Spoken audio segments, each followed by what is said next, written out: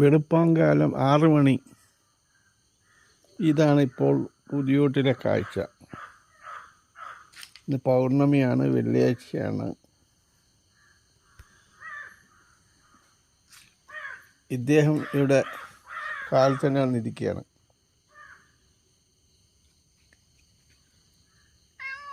ഓ, എന്തേനു ഇവിടെ ഒന്നും തിന്നാനൊന്നും ഇല്ലേ? കാലിൽ തന്നെ വന്നിരിക്കുന്നു. വേറെ എവിടെ പോയി മീനൊക്കെ തിന്നിരുന്നോ എനിക്ക്? കറമ്പി കറമ്പി ഹലോ,